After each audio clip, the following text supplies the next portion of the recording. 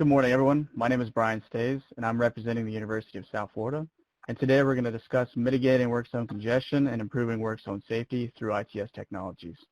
So firstly, we identify that work zone-related crashes in the state of Florida from 2012 to 2017, the majority of them are occurring at the activity area.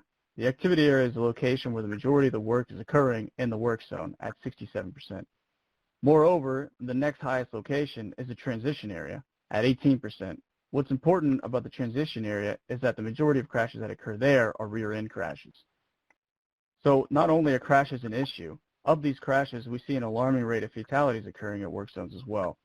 From 2009 to 2018, we see an increasing trend of fatalities that are occurring at work zones. Not only are crashes an issue in work zones, but congestion is as well. The sources of non-recurrent congestions, work zones comprise of roughly a quarter of all non-recurrent congestion. So in order to combat work zone-related crashes as well as congestion, we are planning to identify ITS solutions that can be quickly assembled and deployed at any and all work zones. This ITS package, which is what we're calling as a smart work zone, when used together will both mitigate crashes, but it will also reduce the congestion that it causes at work zones. Next, Rakesh will discuss the existing ITS technologies for work zones.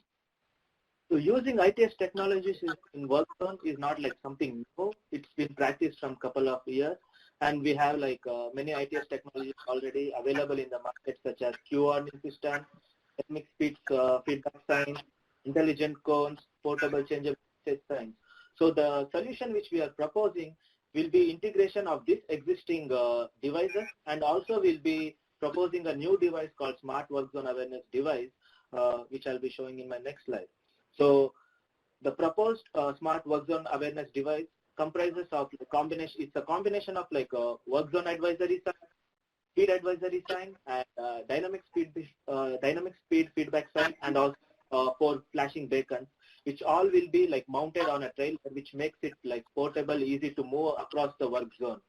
So how it works is when a vehicle, in the work zone passes across this device, the driver will be able to see what is the posted speed limit on this work zone. At the same time, what is the work zone advisory, what are the for example active work zone when flashing, all those details, and also he'll be getting a feedback of what speed he is traveling across the work zone. So if he is traveling over the posted speed limit, these 4 flashing beacons will start flashing towards him, giving him a warning to slow down. And also in this dynamic speed feedback sign, there will be a message given slow down. So this smart work zone awareness device is similar to active work zone awareness device. So it is inspired by this active work zone awareness device. And this is a study from Florida, where they have used this award. This October, November, December, you can see before installing the award device on the work zone, you can see people are traveling in a high speed, 60 to 100 mph. Once they had this award on the work zone, you can see gradually there is a decrease in the high speed and increase in the lower speed. You can see drivers driving slow in the work zone area.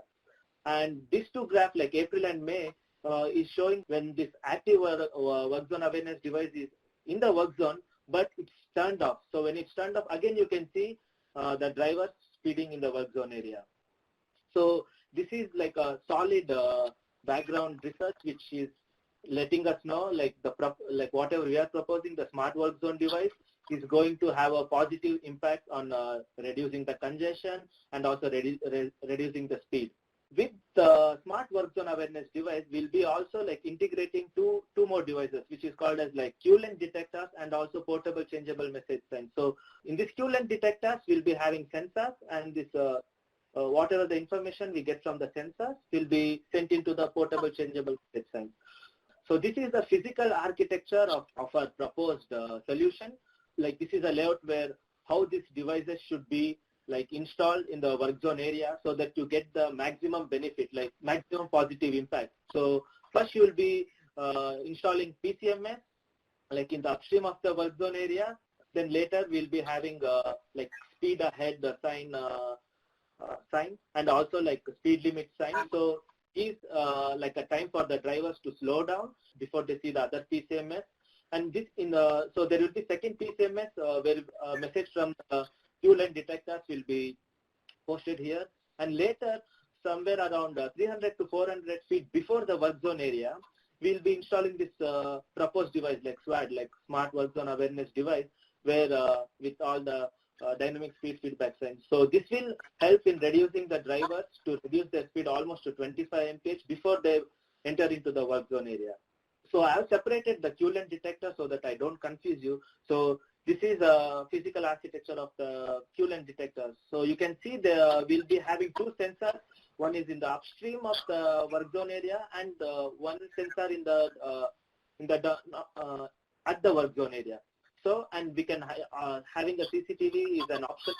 So these sensors will collect how much Q is occurring in work zone area and before the upstream of the work zone area, where this will be computed and will and a message will be displayed on this two PCMS, like saying, hey, there is a slow traffic ahead or like a stop traffic ahead, so that it gives time for the driver and sense like what he needs to, like how much slow he has to go, or whether he has to reroute from the work zone area, something like that. So I have like two options here. One, either you can buy this whole devices, or you can rent these devices.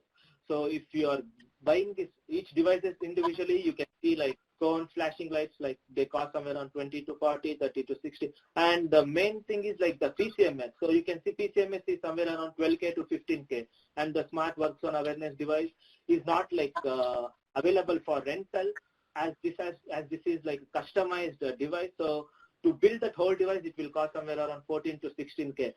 But if you and you have the option of rent, where you can rent these devices on a daily basis for the shown cost here. And my friend Cindy will be explaining about how to evaluate these devices once you have them on the work zone area. Hi everyone, I'm Cindy. To evaluate the ITS proposed here, it's just possible with data collected after operation, after implementation, and it should be done by measuring certain parameters. For example, we can measure the average speed. We can also measure the speeding rate. And here in the slide, we show how we will use the null hypothesis to test the result of the ITS. And on the next slide, I will talk about the limitations and benefits. One of the limitations that the PCMS has is time. Over time, the extensive use of the PCMs will make the drivers get used to it. So it won't have the same effect that it will have at the beginning when we start using it. The benefits, it will have benefits in 4 areas. For safety, for example, and it will improve the speed limit compliance, which will reduce the number of rear-end crashes. In mobility, for example, it will make an improvement by mitigating the congestions and also by reducing the travel time delay. Also, it will have benefits in operational and environmental areas as well. Now, Rakesh will conclude our presentation. So overall, I can say is like having a safe work zone is very important. So our proposed solution is very promising because we can see already AVAN, which is given a positive result, and the way we have shown to have these devices on the work zone is going to like reduce the speed of these vehicles and also reduce the congestion, as well as avoid the rear end crashes. As these proposed technologies are already like intelligent devices, so in future we are expecting to have these connected vehicles or like autonomous vehicles. So it is very easy to integrate our proposed devices into these vehicles, and it can be used in the future also. Thank you so much.